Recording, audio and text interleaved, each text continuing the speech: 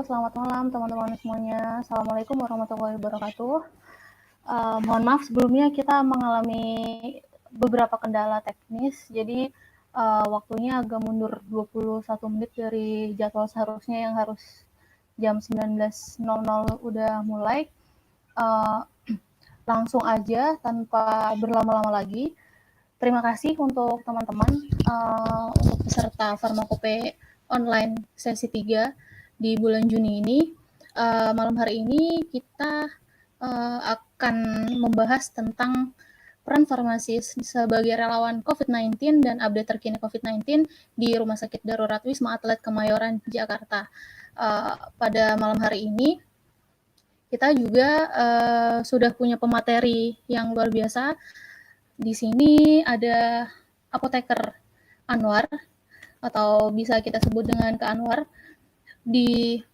Pada malam hari ini nanti, Farmakope online kita hari ini akan berlangsung sampai jam 21.00 waktu Indonesia Barat atau jam 9 malam. Nanti juga teman-teman bisa bertanya di kolom pertanyaan sebelah kiri, itu ada chat room untuk pertanyaan, atau bisa di chat sebelah kanan. Nanti teman-teman yang punya pertanyaan bisa langsung ditanyakan atau diketik di situ aja. Nanti saya wakilkan untuk dibacakan dan ditanyakan ke Kak Anwar sendiri. Oh ya, untuk Farmakope online kita diadakan oleh Pamlit sendiri, yang mana Farmakope online kita ini disponsori juga dan didukung oleh Pharmacourse dan juga Obat Inovasi Indonesia melalui platform webinarnya yaitu Kelas Medis. Terus setelah itu nanti saya sedikit jelaskan tentang sedikit profil pemateri kita malam hari ini, yaitu Kak Anwar. Kak Anwar sendiri merupakan dulunya pernah mengambil S1 Farmasi di Makassar tahun 2008, udah lama banget. Dan beliau lanjut di Apoteker ISTN Jakarta tahun 2016 dan pernah bekerja juga sebagai konsultan di SCM GFHSS di Kemenkes Republik Indonesia, dan sampai sekarang pengalaman relawannya sangat banyak sih, nanti akan dijelaskan sama Kak Anwar.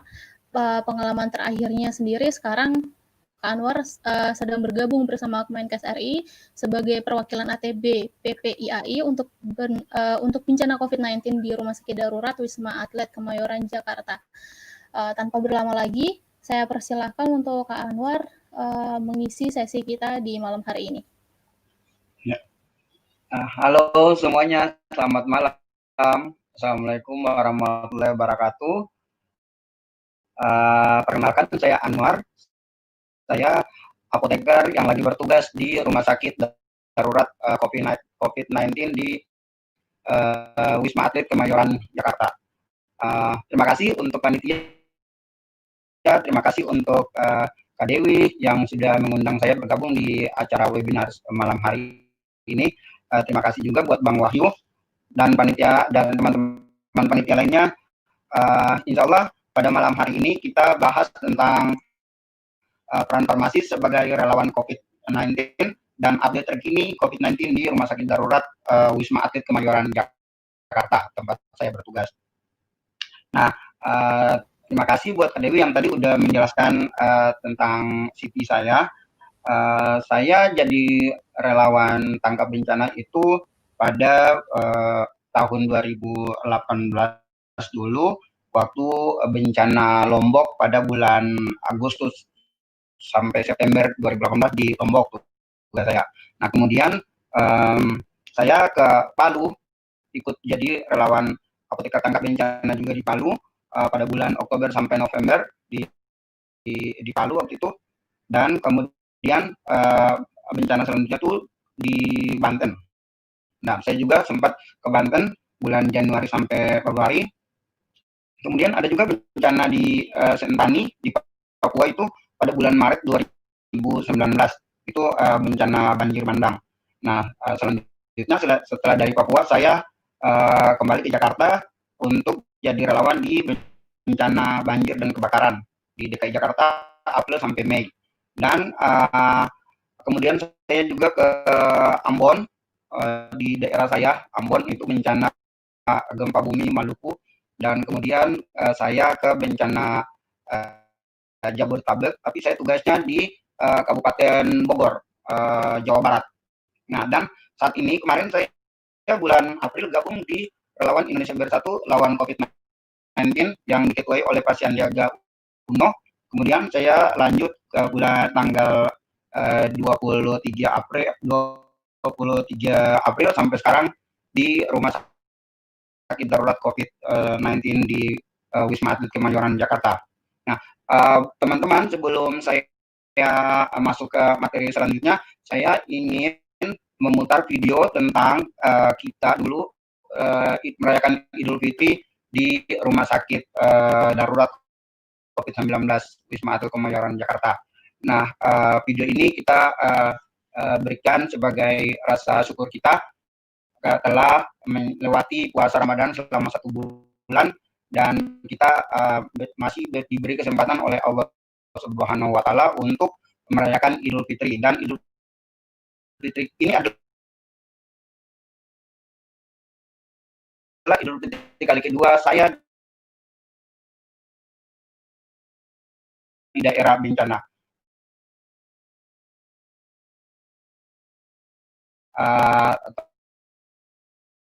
Teman-teman boleh bisa lihat videonya sebagai berikut.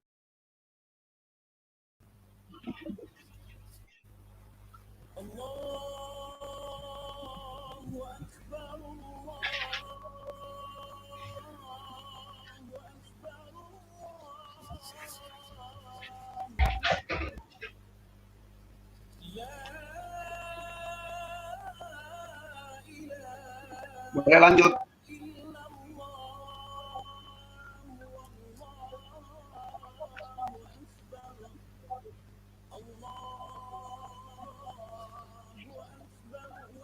Videonya masih berlanjut ya? Oke.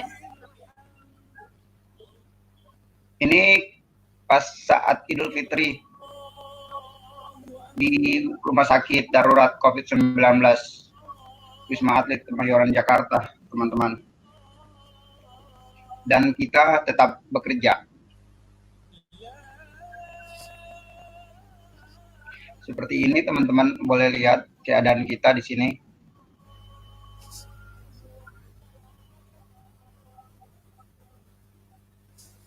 Ini apoteknya.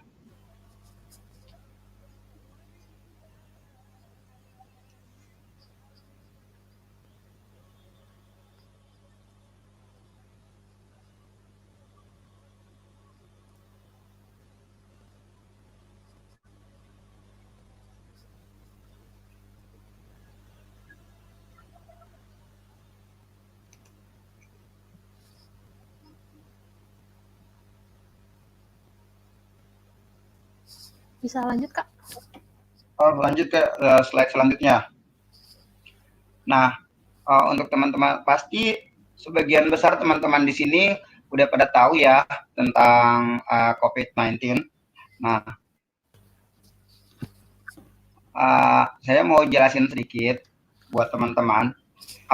Untuk teman-teman yang mungkin belum tahu, buat adik-adik yang mungkin mau tahu, yang belum tahu tentang apa itu COVID-19.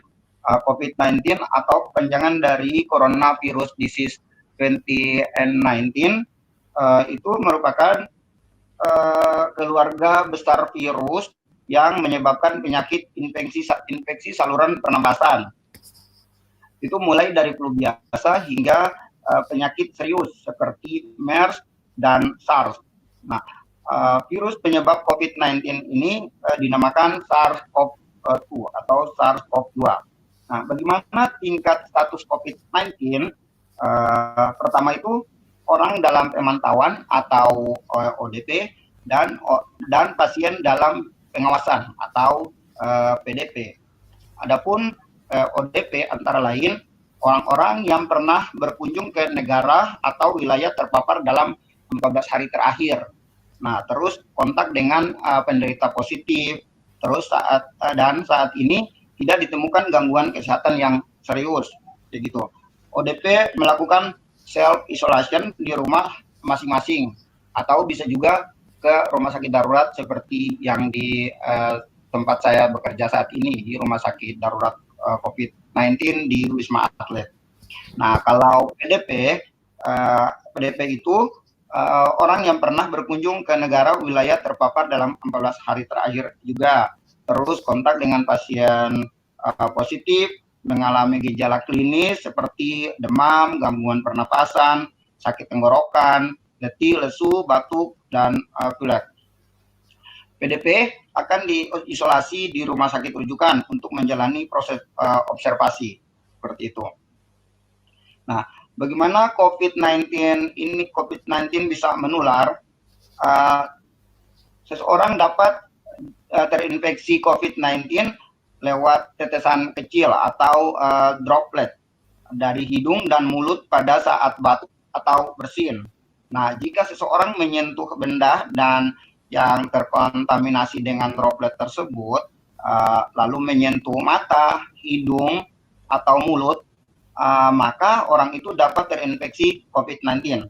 Atau bisa juga seseorang terinfeksi COVID-19 ketika tanpa sengaja menghirup droplet dari penderita. Bagaimana cara COVID-19 ini bisa menular? Seseorang dapat terinfeksi COVID-19 lewat droplet tadi. Terus bagaimana cara melindungi diri dari penyebaran COVID-19 di lingkungan kerja? Teman-teman bisa budayakan perilaku hidup bersih dan sehat atau PHBS. Nah, antara lain rajin cuci tangan pakai sabun dengan air mengalir atau hand sanitizer secara rutin.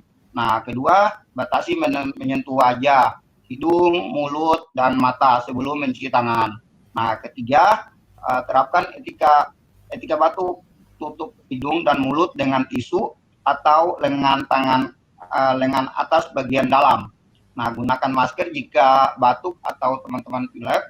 Terus batasi berjabat tangan dengan orang lain dan tingkatkan daya tahan tubuh dengan konsumsi gizi yang seimbang, minum air yang cukup dan aktivitas fisik minimal 30 menit per hari, gitu. Dan juga jaga jarak dengan rekan kerja teman-teman gitu yang sedang demam, batuk atau pilek. Nah, gitu. Slide selanjutnya, next. Nah, ini perkembangan kasus COVID-19 di Indonesia per tanggal 8 Juli 2020 kemarin. Ini sumber dari Pusat Krisis Kesehatan Kemenkes. Teman-teman bisa dilihat perkembangan kasus kumulatif per tanggal 8 Juni 2020 jam 16.00 waktu Indonesia Barat. Kasus yang terkonfirmasi saat ini 32.033 orang. Itu artinya naik 847 orang. Yang sembuh ada 10.904 kasus atau naik 406 orang. Dan yang meninggal itu ada 1.883 kasus atau naik 32 orang. Dan ODP atau orang dalam pemantauan itu naik 1.579 orang yang terdiri dari menurut data dari Pusat Krisis Kesehatan Kemenkes ada 38.791 orang. Itu seluruh Indonesia. Dan pasien dalam pengawasan atau PDP itu naik 187 orang atau 14.010 jiwa. Itu seluruh Indonesia. Ini data menurut Pusat Krisis Kesehatan Kemenkes. Next. Nah, ini ada update per tanggal 28 Juni 2020 di 34 provinsi. Nah, jumlah positif seperti yang tadi sudah saya jelaskan, 32.033 orang positif, terus yang sembuh sudah ada 10.904 orang, dan yang meninggal 1.883 orang. Nah, next, Kak Dewi. Nah, ini alasan saya menjadi relawan. Untuk teman-teman atau adik-adik ketahui, alasan saya menjadi relawan itu, saya terinspirasi dari lagu himne IAI yang yang ada sebagian katanya itu jadikan hadirmu jati dirimu, tegakkan cita kemanusiaan. Ini setiap ada penyumpahan apoteker, pasti lagu ini diputar dan kata-kata yang sangat menyentuh hati saya itu, jadikan hadirmu jati dirimu, tegakkan cita kemanusiaan. Boleh di slide sebelumnya? Sebelumnya Kak Dewi. Nah, ini foto-foto kegiatan kami di Rumah Sakit Darurat COVID-19 Wisma Atlet Kemayoran Jakarta. Ini pada yang baju putih itu pada saat kita di apotik pelayanan di zona merah atau di tower 7 kayak gitu. Nah, ini zona merah ini di belakang saya teman-teman. Boleh teman-teman lihat yang ini 2 tower ini zona merah tempat kami bekerja. Hari ini saya libur dan besok saya masuk pagi, itu masuk ke sana harus wajib pakai baju hazmat yang seperti ada di gambar slide saya. Saya dan teman-teman saya setiap hari masuk ke zona merah dan wajib pakai baju hazmat. Pasien itu ada dari lantai 2 sampai lantai 32. Kayak gitu teman-teman. Nah, oke, slide selanjutnya. Nah, struktur organisasi instalasi farmasi di Rumah Sakit Darurat COVID-19 Wisma Atlet sama seperti rumah sakit pada umumnya. Nah, yang terdiri dari kepala instalasi farmasi, terus di bawahnya ada wakil kepala instalasi farmasi, dan ada sekretariat, di situ tempat bekerjanya teman-teman apoteker yang di bagian sekretariat. Kemudian ada kepala subbagian pelayanan dan kepala subbagian obat, serta kepala subbagian perbekalan kesehatan dan obat. Kemudian kepala subbagian obat itu membawahi kepala gudang obat, dan kepala subbagian pelayanan membawahi pelayanan yang ada di tower 3, tower 4, tower 6, dan tower 7. Nah, kalau kepala subbagian perbekalan kesehatan dan non obat itu membawahi kepala gudang perbekalan kesehatan.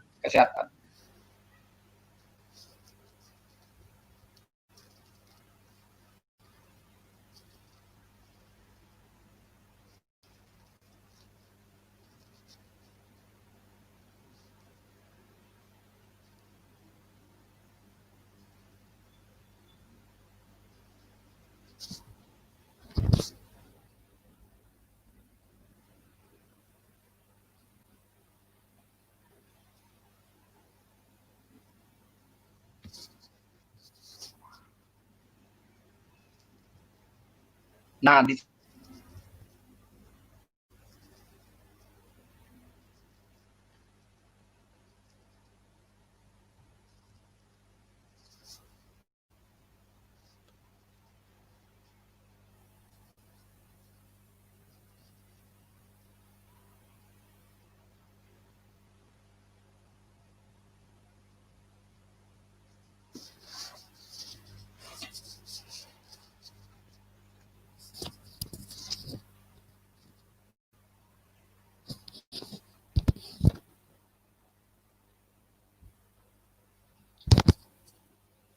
untuk pelayanan di rumah sakit ya, maaf, tower 4, tower 6, dan tower 7.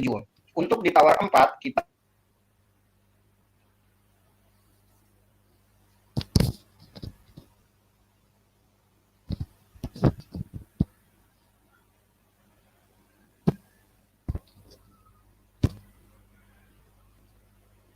melayani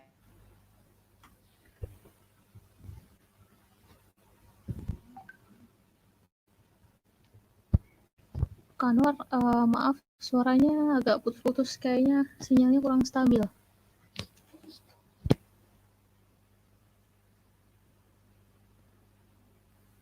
ini teman-teman apoteker yang mau akan dinas atau masuk ke zona merah. Nah, itu yang melayanin adalah, halo Kak Dewi? Apa Kak Dewi dengar? Baru dengar Kak. Tadi sempat keputus soalnya.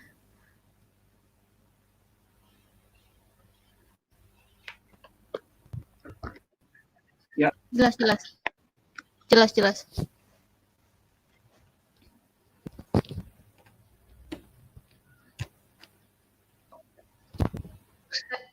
Halo, cek.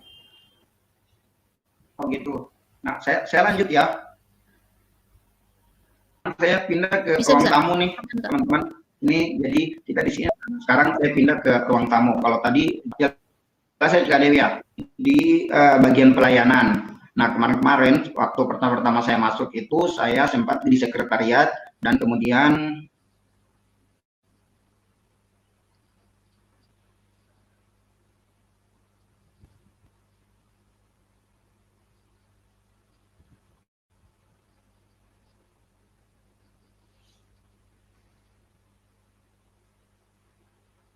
Halo, Pak Anwar.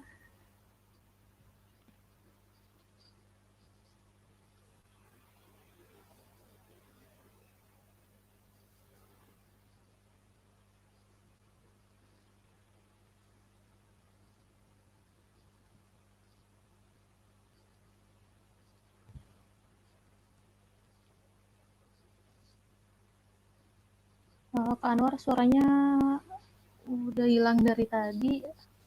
Kayaknya faktor sinyal di tempat Kak Anwar.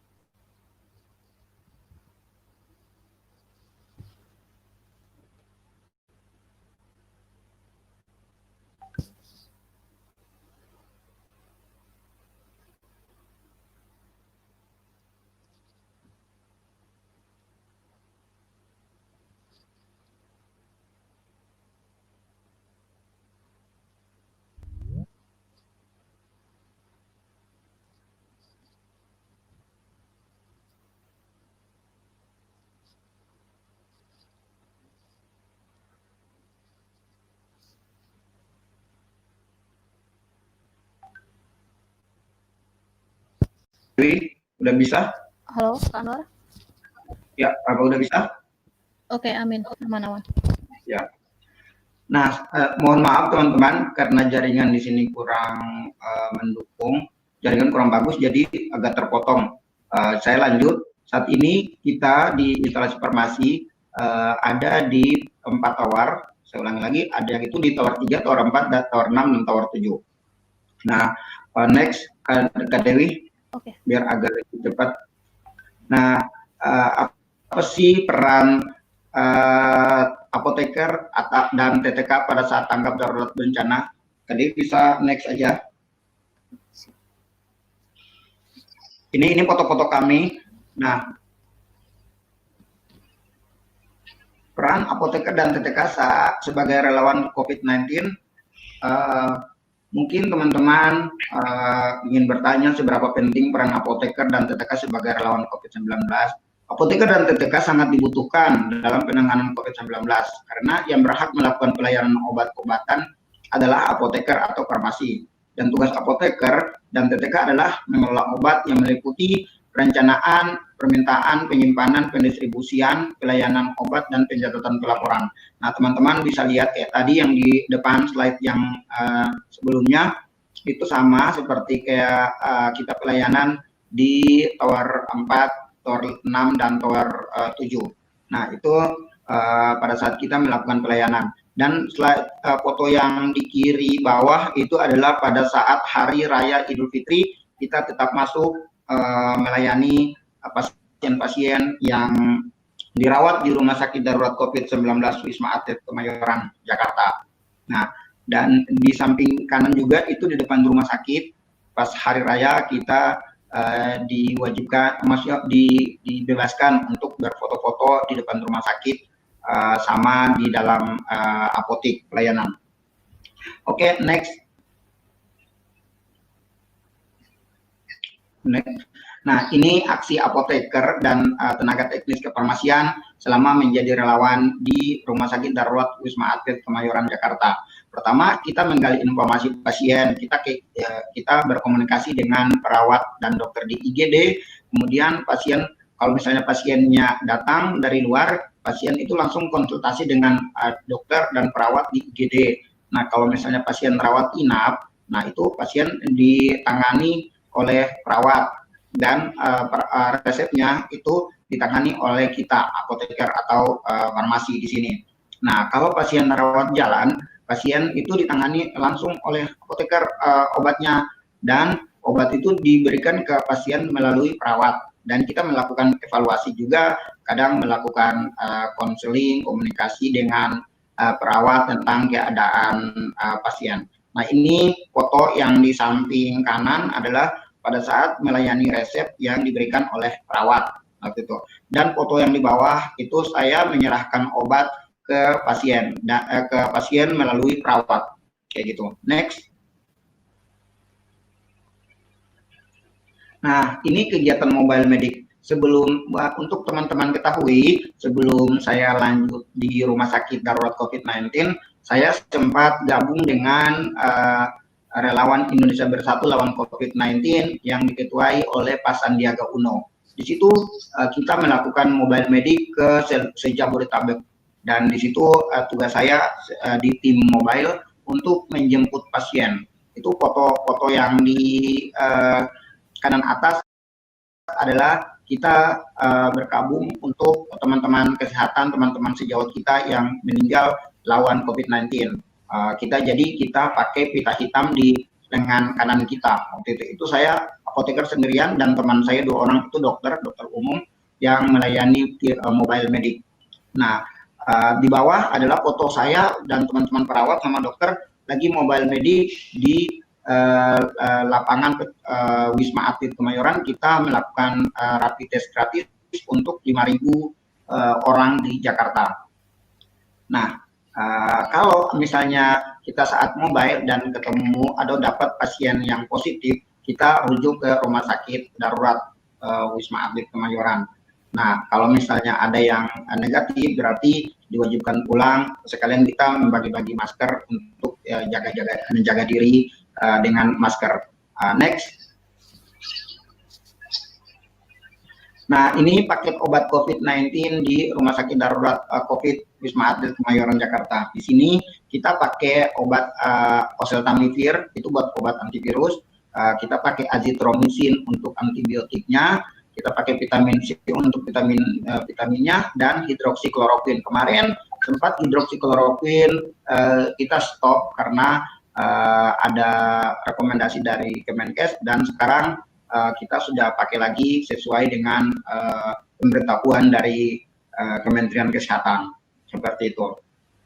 Nah, kalau misalnya ada pasien yang dengan penyakit bawaan, berarti nanti dokter akan resepkan obat untuk penyakit bawaannya, seperti kayak misalnya ada pasiennya datang dengan keluhan demam kayak gitu, dan hasil rapid atau swabnya positif, berarti pasien itu dapat obat paket COVID dan obat demam seperti paracetamol mungkin kayak gitu. Nah, kalau misalnya pasiennya batuk, berarti pasiennya dapat amproxol seperti itu, kayak gitu. Nah, oke, next. Nah, saya mencoba lagi ke dalam ya, biar teman-teman bisa lihat view di belakang saya. Nah, ini kita di sini juga distribusi obat dan alkes, obat dari gudang Tower 3 dan alkes Tower 2 itu kita distribusi ke loket APD. Loket APD itu alat pelindung diri di Tower 3. Terus kita distribusi ke Apotek Tower 4, terus distribusi ke Apotek Tower 6 dan Apotek Tower 7. Apotek Tower 4, 6, dan 7 merupakan zona merah di Rumah Sakit Wisma Atlet Kemayoran Jakarta, dan Apotek Tower 3 masih termasuk zona kuning, seperti itu. Next. Nah, kita sebagai apoteker di sini atau farmasi juga melakukan dispensing, tapi dispensing kita itu tidak langsung ke pasien, kecuali ada beberapa apoteker yang ditunjuk dalam tim uji klinik imunomodulator COVID-19. Seperti saya juga termasuk dalam tim uji tersebut, jadi saya juga akan memberikan dispensing atau edukasi langsung kepada pasien yang kita tangani, seperti itu. Tapi terlihat di gambar adalah saya melakukan edukasi kepada perawat dengan tentang cara pemberian obat kepada pasien dengan baik dan benar. Nah, kalau di sini sebagian besar tuh perawat-perawat, ada juga mahasiswa keperawatan yang lagi libur atau mereka mengikuti kuliah online dan mereka bisa menjadi relawan di sini. Nah, sebagian yang sudah senior-senior itu sebagian bisa mengerti tentang obat. Kalau yang belum mengerti, kita bisa dispensing ke mereka, ajarin mereka untuk cara pemberian obat kepada pasien. Seperti itu. Nah, next. Ini suka duka saya sebagai relawan COVID-19 di Rumah Sakit Wisma Atlet Kemayoran. Foto atas, kiri atas itu saya bersama pasien yang berumur kurang lebih 75 tahun dan pasien tersebut memiliki seorang asisten atau pembantunya yang sama-sama positif kena COVID-19. Nah, waktu itu saya sempat foto sama pasiennya, itu yang bikin saya berduka. Kenapa saya pajang foto itu? Karena pasiennya datang cuman hanya dengan perawatnya atau asisten pribadinya dan anak-anaknya tinggalnya di daerah lain atau tempat lain yang jauh. Sehingga itu yang membuat saya sangat sedih atau duka kayak gitu. Dia tidak tega melihat seorang ibu yang positif dan jauh dari keluarganya dan hanya ditemani dengan seorang asistennya dan asisten beliau juga positif COVID-19. Nah, waktu itu. Jadi waktu itu saya sempat menawarkan diri untuk rujuk pasien tersebut sampai ke rumah sakit dan mengantarnya sampai ke rumah sakit darurat. Nah, foto yang samping kanan adalah foto kita saat di pelayanan bagian apotik di rumah sakit darurat. Nah, itu saya bersama teman-teman saya dari 34 provinsi yang ada di Indonesia, dari Sabang sampai Merauke, teman-teman farmasi semuanya ada di situ. Nah, ada yang TTK, ada yang masih kuliah, ada yang sudah bekerja. Mereka meluangkan waktu untuk cuti atau izin untuk bisa mengabdi kepada negara kita tercinta, negara Indonesia, untuk menjadi relawan di Rumah Sakit Darurat COVID-19 sebagai farmasi di sini. Seperti itu.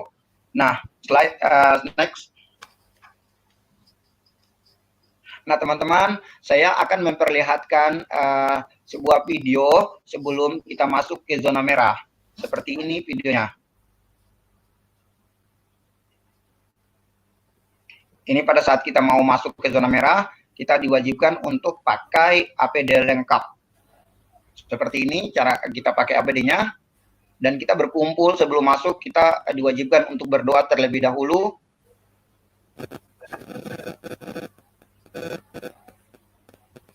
Nah, ini di depan loket APD. Sebelum kita masuk ke zona merah di Tower 4 dan Tower 7. Tower 6 dan Tower 7.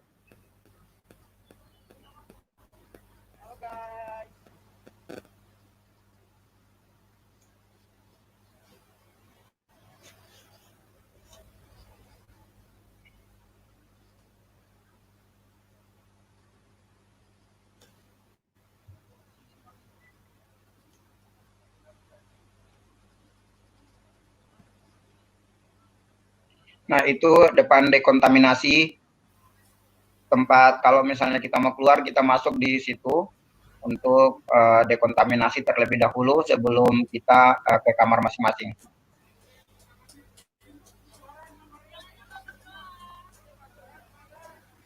Ini teman-teman yang mau masuk ke zona merah, Tower 4, Tower 6, dan Tower 7.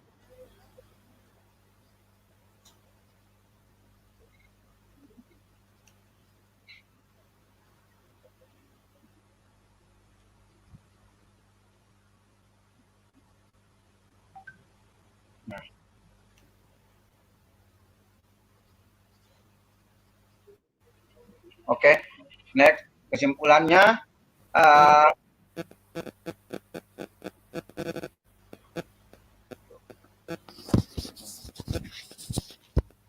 Dewi bisa lanjut? Udah di kesimpulan ini, Kak? Ya, nah kesimpulannya teman-teman, sebagai tenaga kesehatan profesional, apoteker maupun tenaga teknis kefarmasian juga memiliki peran penting untuk saling bekerja sama menuntaskan COVID-19, terutama dalam hal pengobatan. Apoteker dan tenaga teknis kefarmasian membutuhkan pengembangan dan pelatihan profesional berkelanjutan untuk peran farmasis dalam penanganan COVID-19. Nah, buat teman-teman, menjadi relawan adalah menghidupkan hidup. Saya punya sedikit atau bagian kecil kata-kata bijak untuk menyemangati teman-teman. Mungkin teman-teman yang ada yang mau jadi relawan, jadi saya bisa menyemangati dengan kata-kata ini. Menjadi relawan adalah menghidupkan hidup untuk memberi, karena pada dasarnya hidup ini pun adalah pemberian. Teman-teman jangan takut jadi relawan. Kita mungkin kehilangan sesuatu yang baik, namun kita akan peroleh sesuatu yang lebih baik lagi. Karena sebaik-baik manusia adalah manusia yang bermanfaat untuk manusia yang lain. Nah, buat teman-teman kalau ada pertanyaan atau teman-teman belum sempat bertanya di sini, teman-teman bisa hubungi saya di nomor WhatsApp saya 081320922123 atau teman-teman bisa follow IG saya Anwar Kobalamin atau bisa add saya di Facebook Anwar Chano Kobalamin. Nah, nanti kalau misalnya teman-teman belum puas bentar dengan pertanyaan teman-teman, teman-teman silakan chat saya atau mau tanya-tanya tentang bagaimana caranya menjadi relawan ke daerah bencana, teman-teman bisa hubungi saya di media sosial saya. Nah, demikian untuk webinar malam hari ini. Saya kembali ke panitia. Silakan Kak Dewi. Oke, siap. Terima kasih banyak Anwar untuk materi yang sudah dijelaskan. Sebentar. Oke. Untuk selanjutnya kita masuk ke sesi pertanyaan. Ya. Nanti saya lihat dulu untuk pertanyaan dari teman-teman yang sudah masuk. Bentar.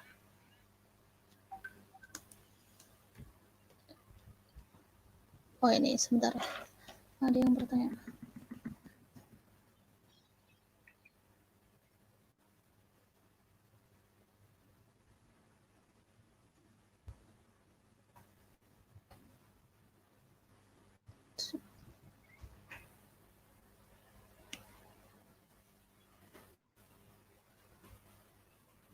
Oke.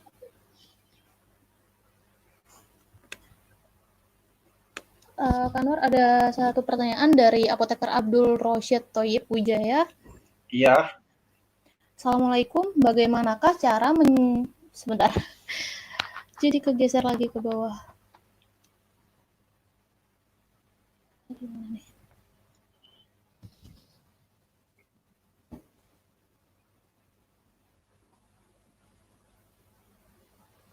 Oke. Bagaimanakah cara menyiapkan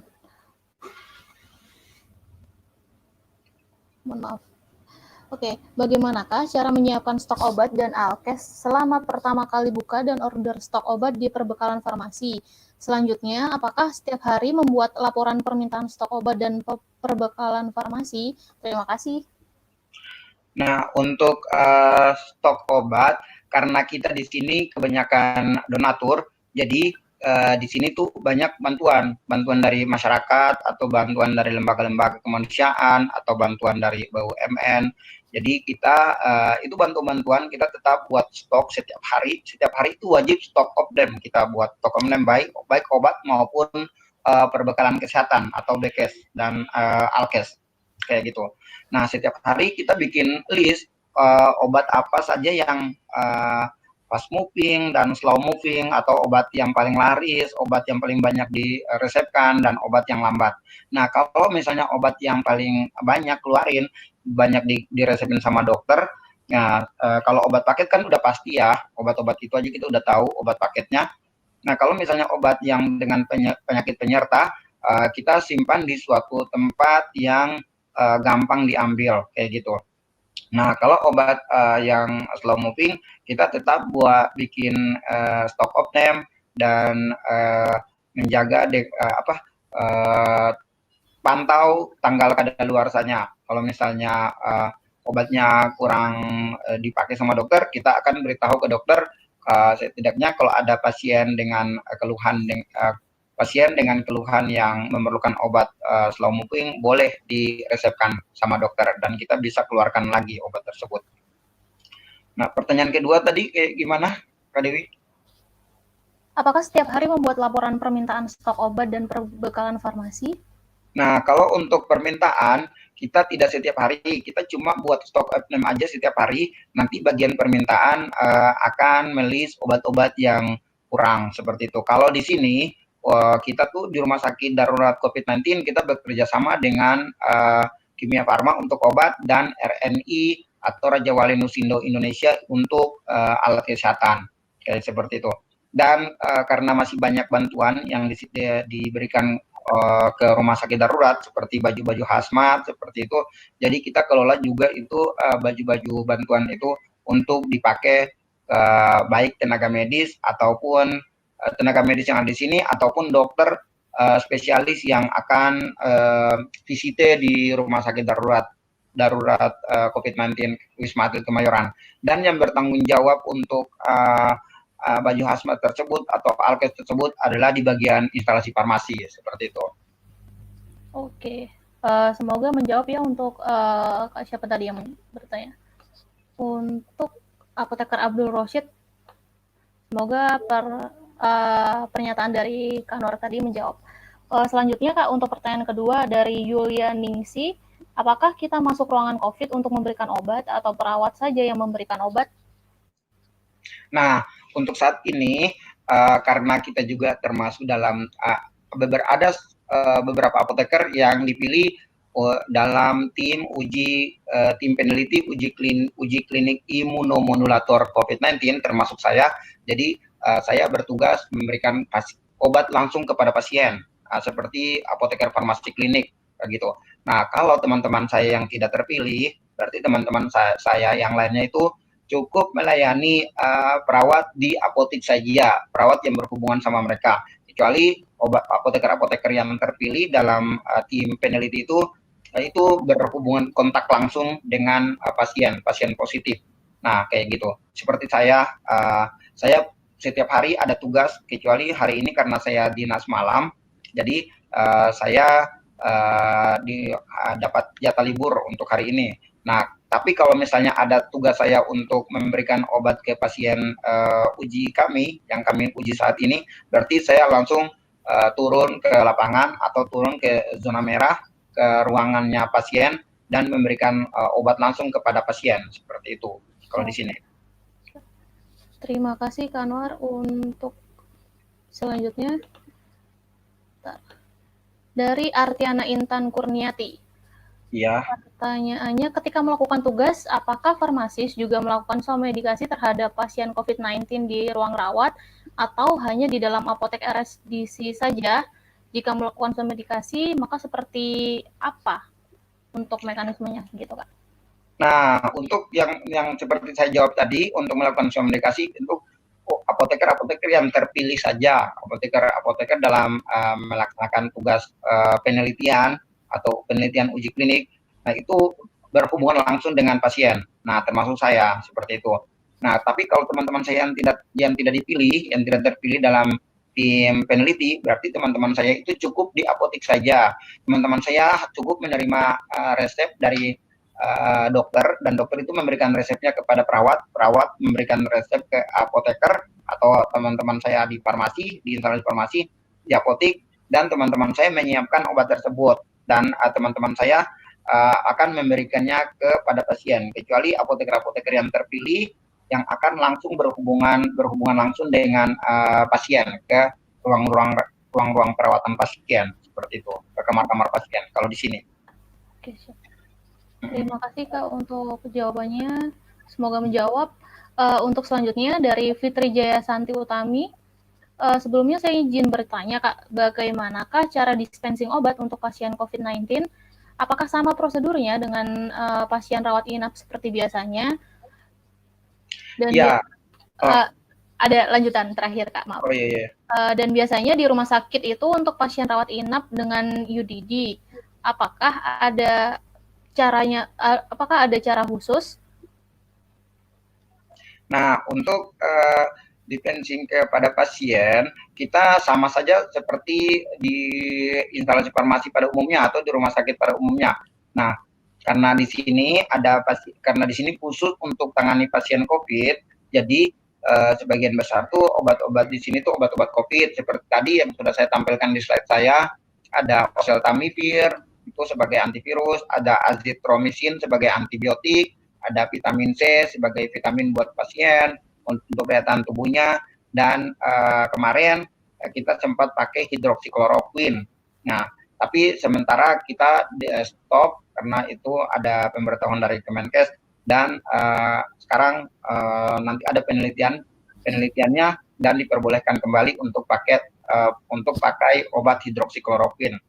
Seperti itu. Kalau misalnya pasien ada penyakit penyerta seperti kayak sudah saya sebutkan tadi, seperti batuk, demam, berarti ada tambahan obat-obat batuk atau demam lagi untuk pasien. Kalau misalnya ada pasiennya darah tinggi, nah pasiennya flu, berarti dapat obat tambahan dari dokter untuk pasien-pasien yang flu, atau pasien-pasien misalnya butuh nggak bisa tidur, berarti pasien-pasien juga akan dapat obat tersebut dari dokter melalui resep dokter, tapi dengan persediaan terbatas yang diberikan kepada pasien, dan itu dipantau setiap hari oleh apoteker dan perawat, seperti itu. Oke, selanjutnya Kak ada pertanyaan dari Helva Jessica Putri. Apakah benar dari banyak info yang beredar bahwa COVID-19 ini bukan diakibatkan oleh virus, melainkan oleh bakteri? Mohon penjelasannya secara ilmiah, Kak, karena susah sekali bagi saya untuk menjelaskan kepada keluarga. Nah, kalau COVID-19 ini menurut WHO adalah murni virus, bukan bakteri. Virus yang menyerang bagian pernapasan kita dan bisa menular ke orang lain jika kita tidak menertibkan perilaku hidup bersih dan sehat (PHBS). Nah, seperti cuci tangan yang baik, kalau keluar luar rumah harus wajib pakai masker, kayak gitu, wajib cuci tangan. Nah, kalau misalnya kita tidak melaksanakan PHBS dengan baik, berarti kita bisa menularkan virus ini kepada orang lain atau orang di sekitar kita. Ini COVID-19 merupakan virus, bukan bakteri, virus yang menyerang bagian pernapasan. Oke, siap. Semoga penjawab ya teman-teman. Untuk selanjutnya lagi Kak, pertanyaan dari Nur Latifa Esfam. Assalamualaikum Kak, mohon izin bertanya, apakah selama terjadi pandemi COVID-19 ini peningkatan pasien positif lebih banyak meningkat kepada pasien yang lanjut usia saja atau bagaimana? Dan jika iya, bagaimanakah pemberian dispensing obat terhadap pasien yang lanjut usia dengan penyakit degeneratif yang dimilikinya dibandingkan dengan pasien yang masih dalam rentang usia muda? Nah, untuk saat ini pada hari ini pun pasien masih banyak di sini, maksudnya banyak yang masuk, yang dirawat di sini pasien COVID, dan itu sebagian besar adalah pasien OTG atau orang tanpa gejala. Nah, itu mungkin karena sering keluar di rumah tanpa masker atau kurang cuci tangan. Nah, jadi kebanyakan pasien itu datang di sini dengan tanpa gejala, seperti itu. Nah, kalau pasien lansia di sini itu dalam pengawasan khusus yang setiap hari dikontrol oleh perawat sama dokter dan juga farmasi atau apoteker. Nah, kalau pasiennya termasuk di dalam tim pemantauan kami untuk uji klinik, berarti pasiennya harus seperti dipantau tiap saat, dan obat-obat untuk pasien di sini kita tepat waktu. Misalnya pasien kita wajibkan minum obat pagi itu jam 6 pagi, berarti kita datang ke pasien itu sebelum jam 6, minimal 10 menit kita sudah sampai ke ruang pasien. Apalagi pasien lansia yang butuh waktu ekstra dalam penanganannya, karena pasien lansia kebanyakan seperti banyak yang bertingkah misalnya kayak gitu. Nah, itu harus dengan penanganan ekstra buat pasien-pasien lansia. Nah, kalau pasien-pasien biasa juga kita memang buat penanganan ekstra juga seperti pasien-pasien lansia, tapi kita lebih waspadai kepada pasien-pasien lansia untuk cara minum obat. dan obat-obat pasien itu di kita apoteker serahkan ke perawat, dan perawat yang mengontrol jam minum obatnya. Nah, kalau misalnya seperti saya masuk di tim peneliti, berarti saya juga mengawasi cara minum obat untuk pasien-pasien lansia tersebut.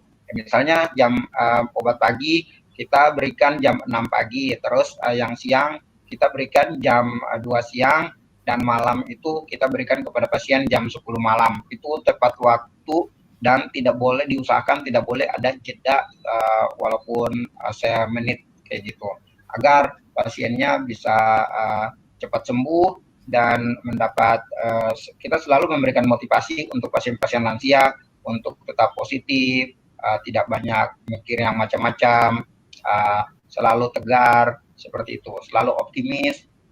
Seperti itu cara kami di sini dalam penanganan pasien, khususnya pasien lansia. Oke, siap. Terima kasih, Kak.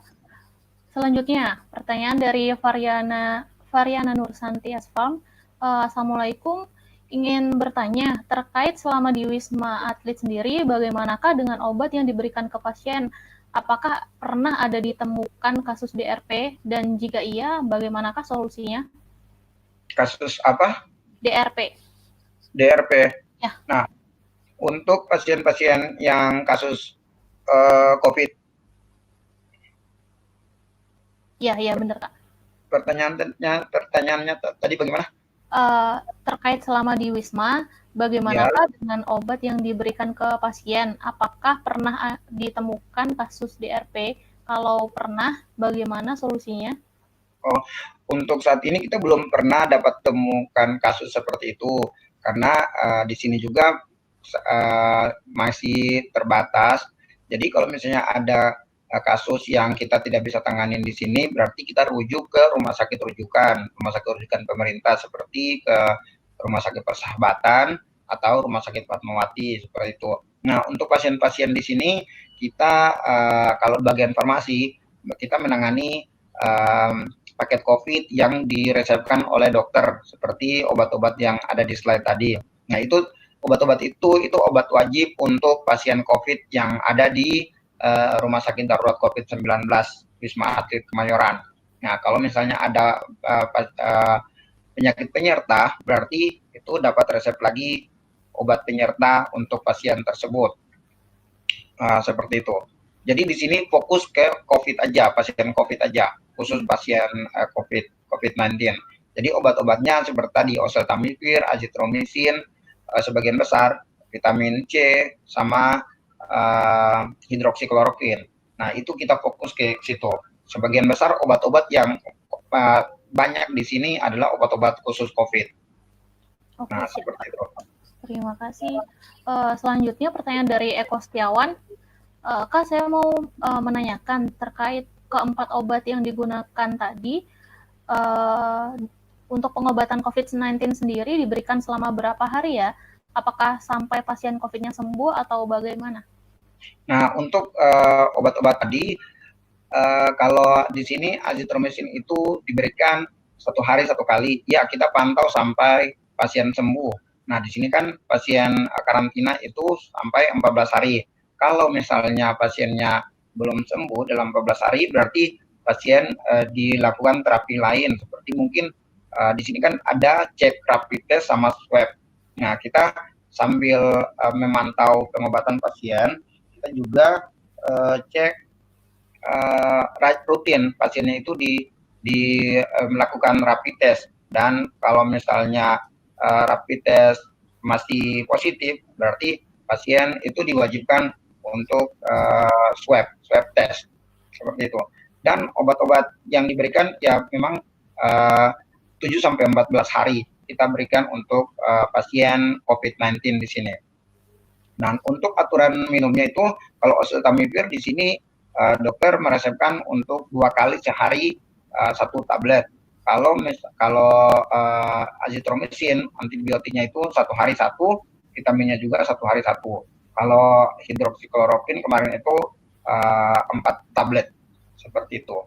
Nah, itu selalu dipantau oleh dokter spesialis. Terima kasih, Kak. Tapi kelanjutan dengan pertanyaan yang baru saja Kak Anwar jawab, ada yang berkaitan nih Kak dari Amalia Pratama Putri. Kak, kenapa sih ada pasien yang sudah dinyatakan sembuh tapi bisa terinfeksi lagi? Nah, kalau pasien yang sudah dinyatakan sembuh karena bisa terinfeksi lagi, bisa jadi karena dia sistem imunnya menurun, kayak gitu. Nah, jadi diusahakan biasa pasien yang sudah sembuh kita kasih peringatan untuk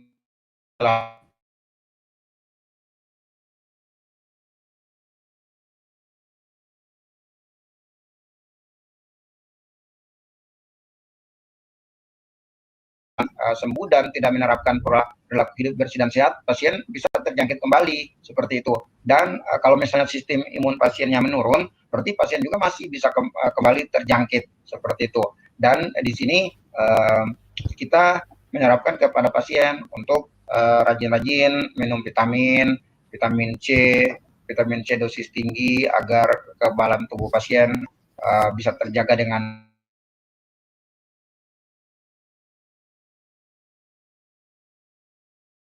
Selanjutnya, bentar. Dari Fakihudin. Assalamualaikum Kak, mau bertanya pada waktu pertama kali Kak Anwar menjadi relawan, ada nggak sih ketakutan tersendiri, apalagi keluarga pasti kepikiran. Nah, itu gimana sih menanggapinya Kak? Gitu. Nah, kalau pertama kali jadi relawan, kita niat dulu hati kita ini, oh kalau saya kemarin saya niat, ini saya menjadi relawan untuk bantu orang, seperti itu. Dan harus mendapat persetujuan dari orang tua, seperti itu. Kalau orang tua setuju dan hati kita tergerak, ya kita jalan niat dengan niat. Kalau kita ini niat kita, tujuan kita untuk membantu orang dan melakukan sesuatu itu karena cinta. Jadi teman-teman kalau mau jadi relawan harus teman-teman cinta dengan relawan tersebut, bisa melakukan kayak bantu orang itu dengan cinta, dengan hati, bukan karena ada yang lain-lain seperti itu. Nah, jadi kalau misalnya kita melakukan sesuatu karena cinta, pasti kita akan betah. Seperti saya sekarang di sini masuk sudah bulan ketiga.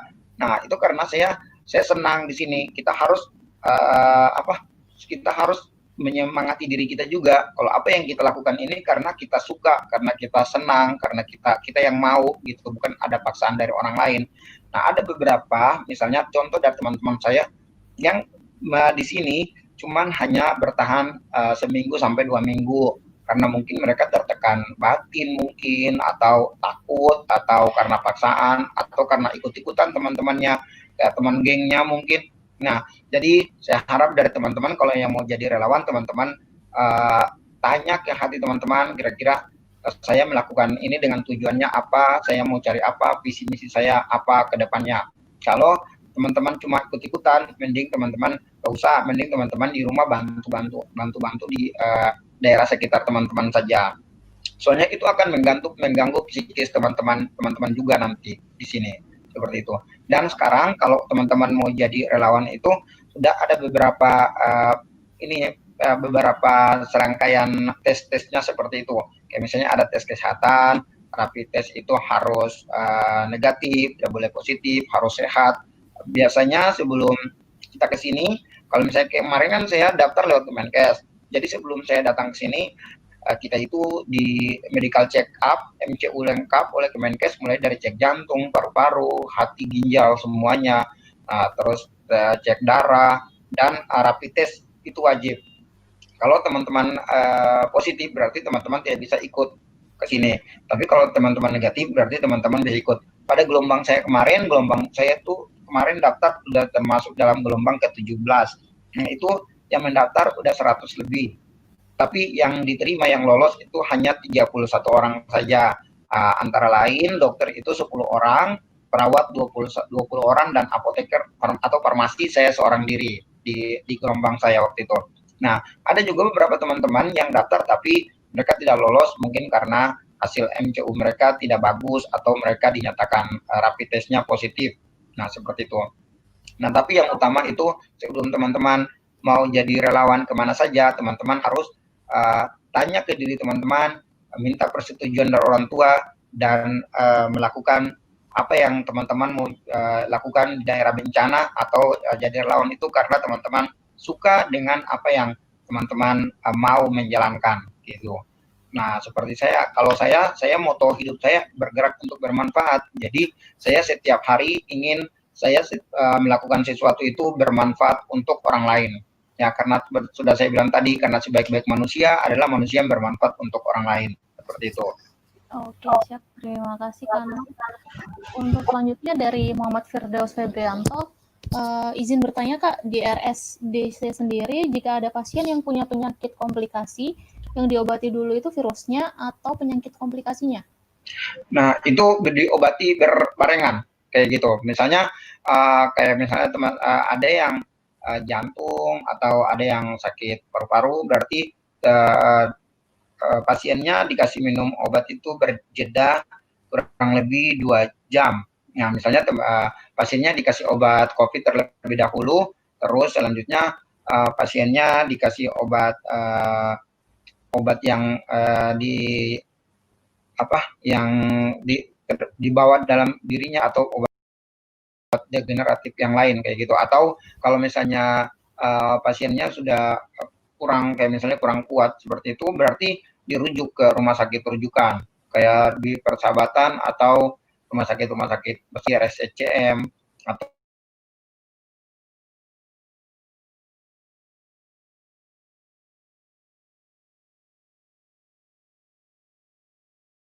Di Permatasari. Assalamualaikum Kak, mau bertanya, di daerah saya ada balita yang dinyatakan positif corona. Bagaimanakah penanganan untuk pasien? Nah, kalau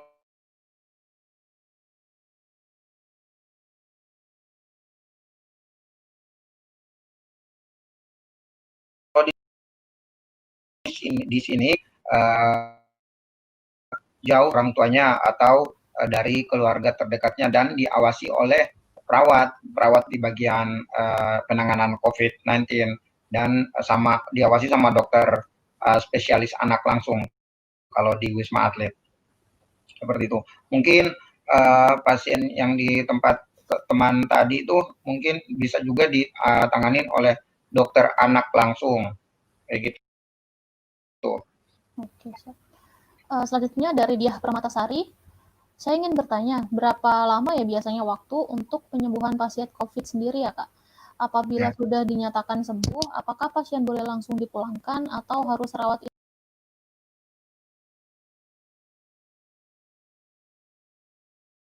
dulu untuk memastikan?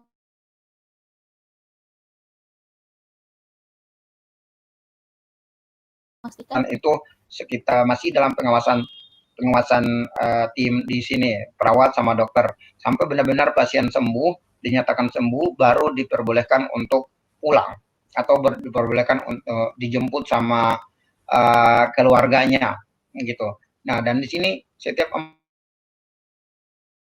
14 hari itu diwajibkan untuk rapid test seperti itu. Nah, dan ada juga yang beberapa kali masih dinyatakan positif dan pasien harus tetap ikut aturan di sini, tetap ditanganin oleh dokter sama tenaga kesehatan di sini, seperti itu. Oke, sebentar. Selanjutnya ada pertanyaan lagi. Saya ingin bertanya tentang PDP, kebanyakan dikasih dokter itu obat zinc. Apa sih pengaruh pentingnya obat tersebut untuk PDP COVID-19? Nah, kalau di sini obat zinc ya. Ya, benar Kak. Nah, kalau di sini PDP kebanyakan obat yang diberikan tadi itu oseltamivir, azithromycin, sama vitamin C. Nah, zinc itu berarti untuk daya tahan tubuhnya mungkin pasiennya daya tahan tubuhnya menurun. Nah, berarti dapat obat-obat tambahan. Nah, kalau misalnya paket yang wajib itu 4 macam obat yang sudah di slide tadi. Azithromycin, oseltamivir, vitamin C, dan hidroksikloroquine. Oke, siap. Selanjutnya, oke. Untuk pasien COVID-19 kambuhan atau terinfeksi ulang, apakah ada perbedaan pemberian obat dengan pasien COVID yang baru terinfeksi? Kalau untuk pasien itu tidak ada perbedaan, tetap ikut protokol dan tadi pola PHBS yang harus dilakukan begitu. Kalau obat-obatnya sama saja, obat-obatnya mendapatkan terapi obat yang sama untuk antivirus. Oke, siap Pak. Sebentar. Banyak banget yang bertanya soalnya.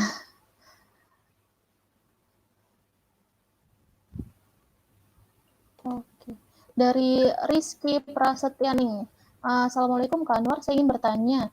Saya sempat membaca bahwa obat antivirus yang digunakan itu ada beberapa, seperti oseltamivir, favipiravir, remdesivir, lopinavir, dan lain-lain.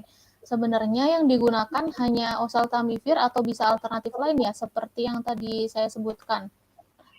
Apakah antivirus yang digunakan di rumah sakit yang satu dengan yang lainnya itu berbeda? Nah, sebenarnya sama saja. Nah, tergantung dari dokter paru atau dokter yang meresepkannya. Tapi kalau di sini sudah ditentukan itu, yang di RSDC sendiri sudah ditentukan itu antivirus yang dipakai adalah oseltamivir.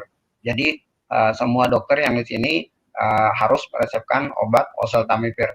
Mungkin bisa jadi di rumah sakit lain pakai obat antivirus yang lain, tergantung dengan resep yang diberikan oleh dokter yang ada di rumah sakit tersebut. Tapi karena di sini sudah diwajibkan untuk pakai oseltamivir sebagai obat virus, jadi dokter-dokter diwajibkan juga untuk meresepkan obat tersebut seperti itu.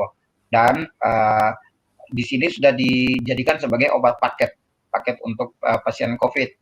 Nah, azitromisin, oseltamivir, vitamin, sama hidroksikloroquine. Nah, di rumah sakit darurat COVID-19, Wisma Atlet, seperti itu. Oke, siap. Kalau di rumah sakit lain mungkin bisa jadi pakai antivirus yang lain. Oke, semoga menjawab ya kakak yang bertanya tadi. Selanjutnya dari Rina Mardiah. Assalamualaikum Kak, izin bertanya, apakah penanganan dan pengobatan pasien OTG sama dengan penanganan pengobatan pasien dengan gejala? Ya, kalau di sini pasien OTG yang dinyatakan positif setelah mendapatkan hasil tes laboratorium positif, berarti pasien ditanganin sama seperti pasien PDP atau pasien dalam pengawasan. Nah, dan mendapatkan obat yang sama juga, obat antivirus yang sama, antibiotik yang sama, dan vitamin yang sama, seperti itu. Dan mungkin ada tambahan-tambahan lain, kayak misalnya pasiennya flu, atau pasiennya kurang vitamin, berarti biasanya tuh dokter kasih tambahan vitamin yang lain untuk membantu daya tahan tubuhnya biar bagus lagi. Oke, siap. Selanjutnya Kak dari Mega Dwi Septiana. Kak Anwar, saya mau bertanya, apakah new normal saat ini yang sudah diterapkan di berbagai daerah dapat meminimalisir COVID-19?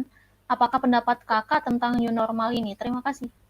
Nah, kalau saat ini di Jakarta atau di tempat kami tugas, pasien cukup cukup banyak yang masuk, karena mungkin juga bisa jadi karena pengaruh dari new normal, atau memang pasiennya banyak yang terinfeksi seperti di angkutan umum mungkin, atau ke pasar mungkin, kayak gitu. Kalau new normal sendiri sebenarnya bagus untuk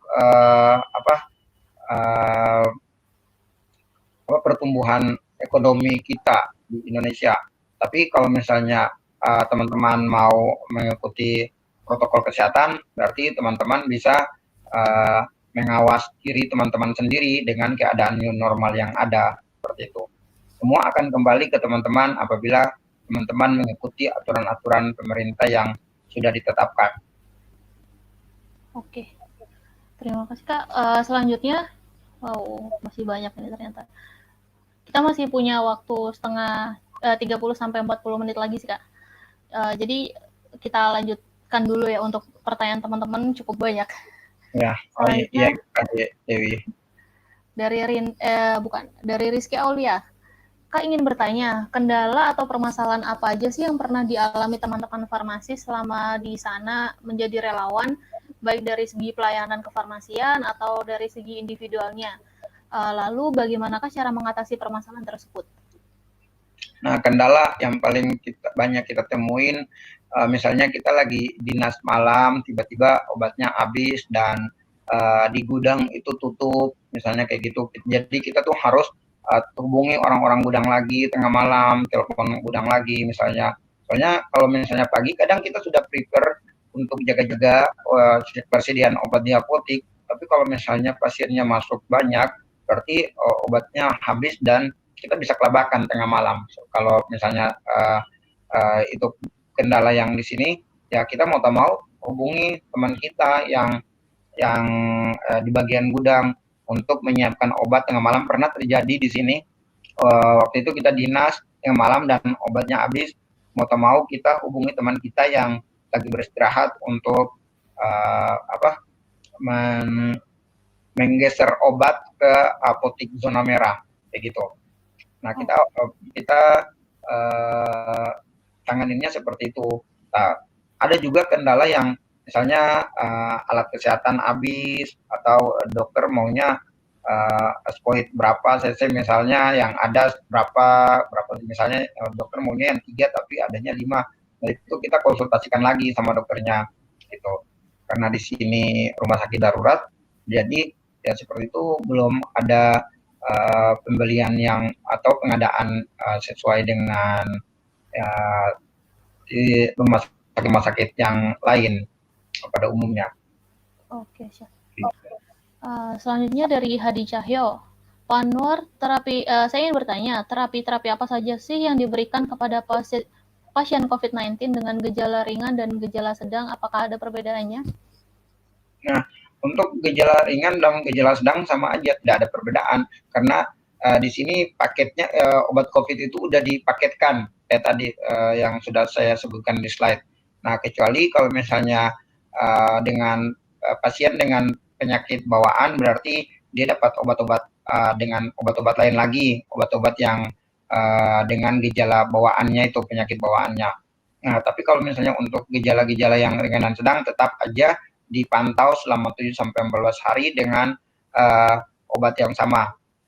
Mungkin dosisnya yang dikurangin atau sama, tapi di sini sama saja sih.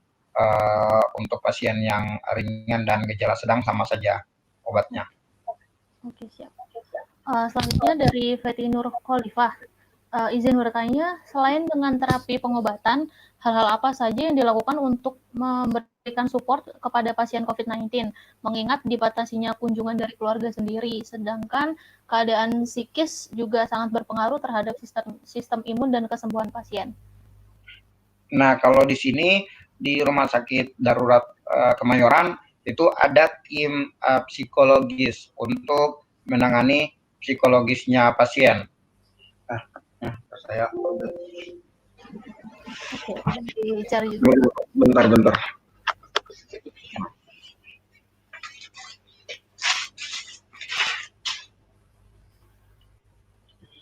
Nah, kalau untuk di rumah sakit darurat ada tim yang ditugaskan untuk menangani psikologisnya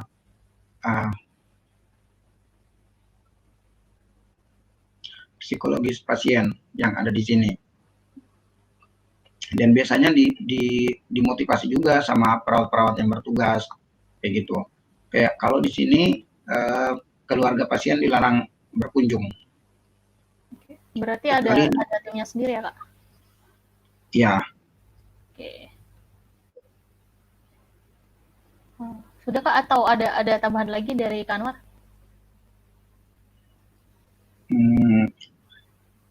Kayaknya cukup deh untuk memotivasi teman-teman.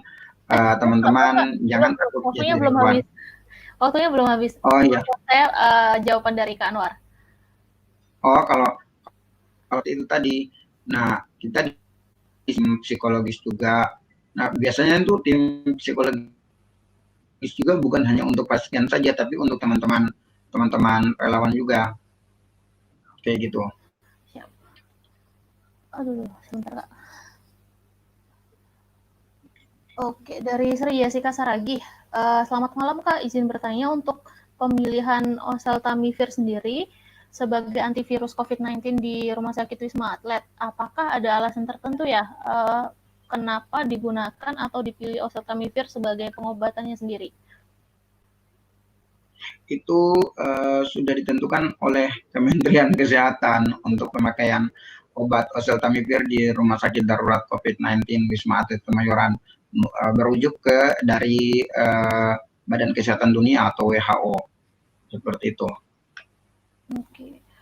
Selanjutnya dari Siti Nur Hikmah, mau bertanya Kak, untuk di Wisma Atlet sendiri, apakah ada pasien COVID-19 yang hamil? Jika ada, bagaimanakah penanganan untuk pasien ibu hamil sendiri? Nah, kalau di sini kebetulan kita belum pernah dapat pasien yang sedang hamil. Tapi kalau misalnya untuk ada pasien yang hamil, mungkin akan dirujuk ke rumah sakit rujukan atau menghubungi dokter kandungan yang untuk bertugas di rumah sakit darurat Kemayoran ini. Nah, biasanya tuh kalau penyakit-penyakit yang agak berat, biasanya dirujuk ke rumah sakit rujukan, kayak rumah sakit Persahabatan, rumah sakit Gatot Subroto, rumah sakit Fatmawati, seperti itu. Oke, sebentar. Selanjutnya dari Saufika Wiknadia, izin bertanya Kak, bagaimana dengan pasien lansia yang memiliki berbagai macam penyakit bawaan seperti diabetes, bronkitis, yang terkena dampak COVID-19? Apakah obat yang paling dianjurkan untuk pasien yang memiliki riwayat penyakit tersebut? Dan saya juga pernah mendengar bahwa obat yang mengandung ibuprofen dilarang dikonsumsi untuk pasien PDP. Apakah benar? Ibu, kalau di pasien dengan penyakit tertentu kayak hipertensi, berarti pasien-pasien juga tuh diresepkan obat hipertensi. Nah, kalau ibuprofen di sini kita pakainya paracetamol untuk pasien misalnya pasien demam gitu. Nah, kita jarang bahkan tidak ada peresepan ibuprofen. Kita kebanyakan yang diresepkan sama dokter itu paracetamol. Oke. Dari Tika Dwi. Dan pasien-pasien yang silakan. Ya, Kak Dewi. Ya, silakan dilanjutkan dulu Kak kalau belum selesai. Nah, kalau untuk pasien-pasien lansia yang dengan penyakit tertentu seperti hipertensi, berarti itu biasanya mereka dalam pengawasan ekstra atau pengawasan lebih dari dokter yang bertugas di rumah sakit Wisma Atlet. Oke, siap. Selanjutnya ya Kak, dari Tika Dwi Kusumaningrum, ingin bertanya Kak, untuk mengingat penyebaran COVID-19 sendiri, untuk virus corona itu menular lewat udara atau tidak ya? Mengingat jika tidak menular lewat udara, berarti tetap boleh melakukan aktivitas seperti biasa dengan mematuhi protokol kesehatan. Mohon penjelasannya Kak. Iya, kalau COVID-19 tidak lewat udara, tapi dengan lewat percikan droplet tadi tuh, percikan-percikan seperti bersin atau batuk. Nah, itu bisa menular ke orang lain atau ke teman-teman kita. Kalau misalnya kita tidak ikuti protokol kesehatan seperti tidak memakai masker, misalnya kita lagi batuk, kita tidak pakai masker, atau kita batuk sembarangan, tidak tutup mulut, tangan bagian dalam, lengan tangan bagian dalam, terus jarang cuci tangan dengan sabun atau malas cuci tangan. Nah, itu bisa menular ke orang lain yang ada di sekitar kita. Tapi kalau misalnya kita menjalankan protokol kesehatan dengan baik, bisa jadi itu dapat mengurangi tingkat berisiko untuk terkena atau tertular virus COVID-19. Oke. Pertanyaan selanjutnya dari Dwi Wahyuni, untuk hidrokloroquine kan menyebabkan efek samping seperti pusing, jantung berdebar. Jika ada pasien yang menimbulkan efek samping seperti itu, obat apa yang digunakan sebagai pengganti kloroquine tersebut? Nah, biasanya di sini kalau misalnya ada pasien yang minum obat hidroksikloroquine dan pusing atau jantung berdebar, biasanya di stop sama dokternya dan dilanjutkan dengan obat paket lain kayak azitromisin tetap lanjut, oseltamivir lanjut, dan vitamin C lanjut, tetapi hidroksikloroquine di stop. Karena kemarin juga ada kejadian di sini itu hidroksikloroquine di stop untuk pasien tersebut karena mengalami efek samping yang seperti tadi kayak pusing, jantung berdebar. Nah, itu obatnya di stop dan dilanjutkan dengan obat paket COVID yang sudah ada. Cuma hidroksikloroquine aja yang di stop. Oke, siap. Pertanyaannya udah habis sih Kak, tapi masih ada peserta yang masih penasaran dengan tentang pendapat Kakak mengenai era new normal yang sudah diterapkan oleh pemerintah. Dari pandangan Kakak sebagai relawan apoteker di Wisma Atlet sendiri. Nah, kita bisa menerima new normal yang ditetapkan oleh pemerintah, tapi kita juga bisa menjaga atau mengikuti protokol-protokol kesehatan yang dilakukan oleh pemerintah, seperti kalau kita mau keluar harus wajib pakai masker. Kalau kita keluar untuk keadaan darurat atau hal penting yang akan kita lakukan di luar, kalau misalnya tidak penting, kita cukup di rumah saja. Terus rajin cuci tangan pakai sabun. Kalau kita keluar dari rumah, kita harus mandi terlebih dahulu, bersihkan badan terlebih dahulu, baru berkumpul bersama keluarga. Nah, seperti itu.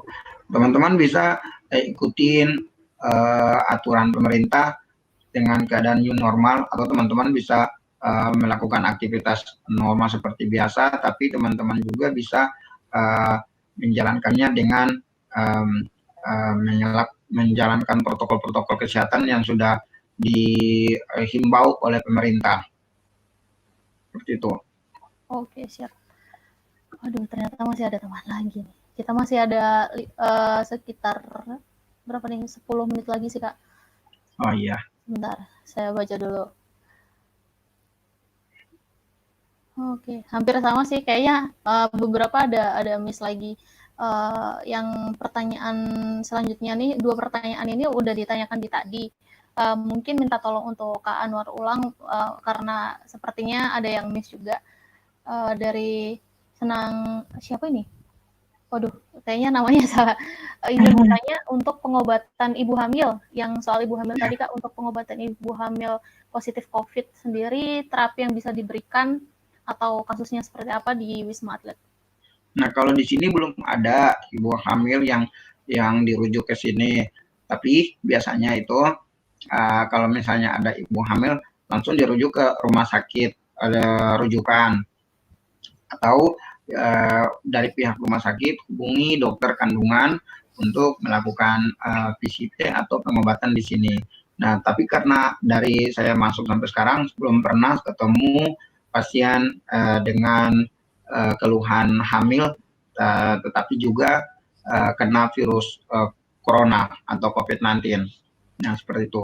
Kemarin pengalaman ada teman saya, dia hamil dan positif juga, berarti dia hanya diberikan obat paket COVID tanpa hidroksikloroquine, dan itu langsung diawasi oleh dokter kandungan yang teman saya biasa konsultasi kandungannya, kayak gitu. Yang biasanya itu dikasih obat-obat untuk sistem imun dan vitamin saja untuk menjaga kekebalan tubuhnya. Sama tetap obat paket COVID juga diberikan dan diawasin oleh dokter kandungan langsung kayak oseltamivir dan azitromisin tadi. Oke.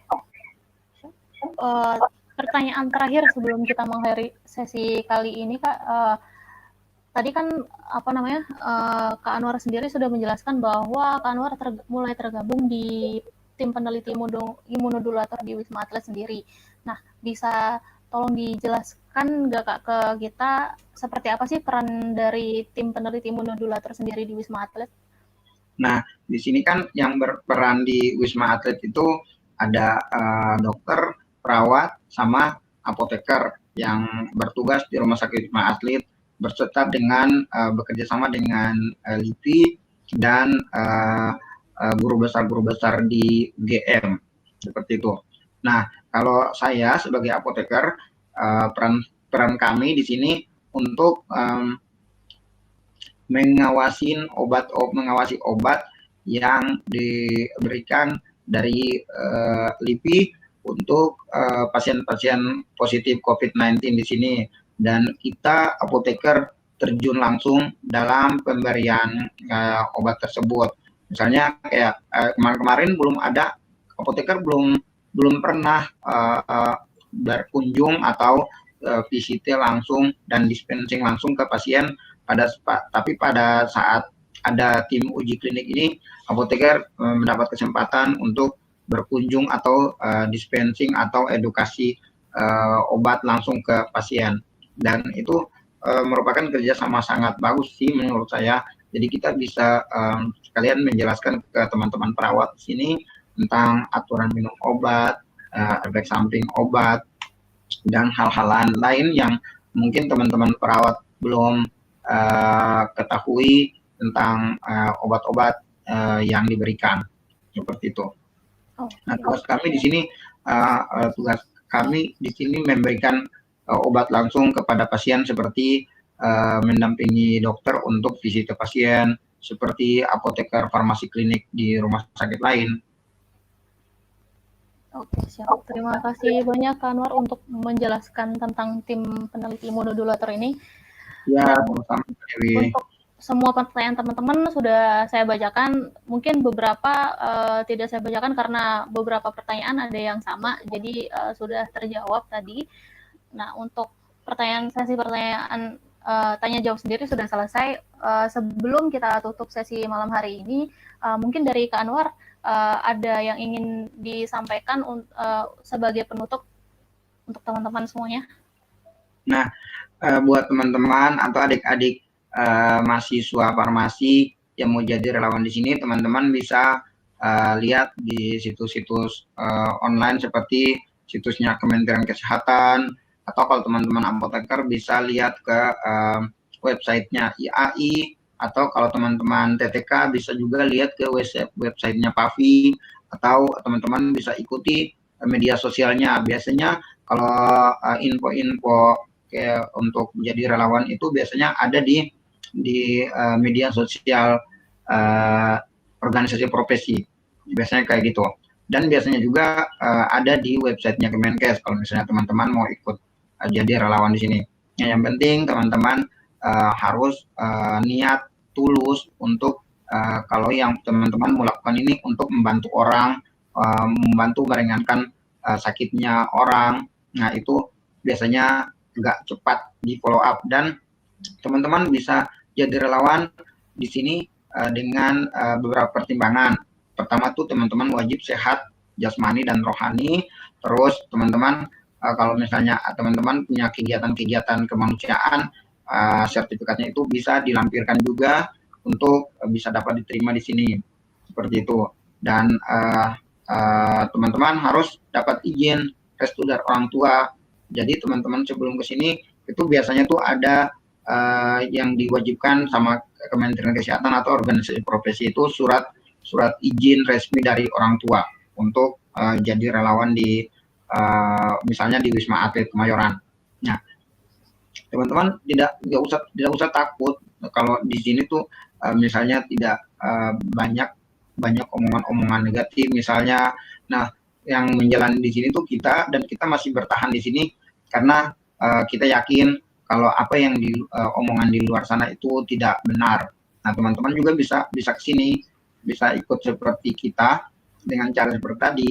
Lihat ke website teman-teman, harus rajin-rajin buka website Kemenkes atau organisasi profesi yang teman-teman ikuti. Kalau untuk mahasiswa di sini, teman-teman mahasiswa di sini biasanya mereka dapat informasi dari kampusnya. Kayak di sini di Poltekkes, misalnya anak-anak Poltekkes itu dapat informasi dari kampus Poltekkesnya. Ada juga yang dari Medan, dari Papua, dari Aceh, itu mereka dapat informasi dari kampusnya. Kalau untuk teman-teman masih mahasiswa, kayak gitu. Oke, terima kasih banyak Kak Anwar untuk waktunya yang sudah diluangkan Sama Kak Dewi. Baik. Ya. Semoga Mohon maaf kalau misalnya ada salah-salah kata atau yang belum berkenan, teman-teman bisa tanya melalui WA saya atau di Instagram dan Facebook saya. siap. Terima kasih banyak Kak Anwar untuk waktunya. Uh, Ini saya mau kasih lihat nih oh ya, keadaan silakan. ini keadaan Wisma Atlet nih. Itu di sana pasien tuh dari lantai 2 sampai lantai 32. Wah, okay. Nah, seperti itu keadaan di sini kalau malam. Itu yang di depan saya itu zona merah dua-duanya. Itu tower 4 sama tower 7. Jadi teman-teman bisa ada gambaran kalau teman-teman mau ke sini. Oke? Siap. Terima kasih banyak Kak Anwar. Ya. Jangan lupa jaga kesehatan Kak, karena ada Ya, di zona ya. merah. Oke, terima kasih teman-teman peserta Farmakope Online sesi 3 kita malam hari ini. Terima kasih semuanya sudah meluangkan waktunya malam-malam untuk gabung untuk upgrading ilmu bersama Farmakope Online dengan pemateri kita Kak Anwar Wali tadi. Dan pastinya dalam sesi Farmakope Online kita ini tidak pernah berhasil jika tidak didukung juga oleh Farmakurs melalui platform kelas medis dan juga Obat Inovasi Indonesia. Terima kasih juga untuk teman-teman peserta. Nanti jangan lupa setelah kita mengakhiri live Farmakope Online 3 kita ini, jangan lupa untuk di grup masing-masing isi dulu link evaluasi karena bertujuan untuk evaluasi dari Farmakope Online kita hari ini, dan semoga ada masukan dari teman-teman untuk Farmakope Online sesi selanjutnya. Selain itu, nanti setelah teman-teman mengisi link evaluasi, teman-teman bisa mulai mengunduh sertifikatnya kemungkinan paling maksimal besok, karena teman-teman perlu mengisi formulir evaluasinya dulu. Dan juga kalau untuk materi dari Kak Anwar tadi bisa di-download langsung di kelas kita hari ini.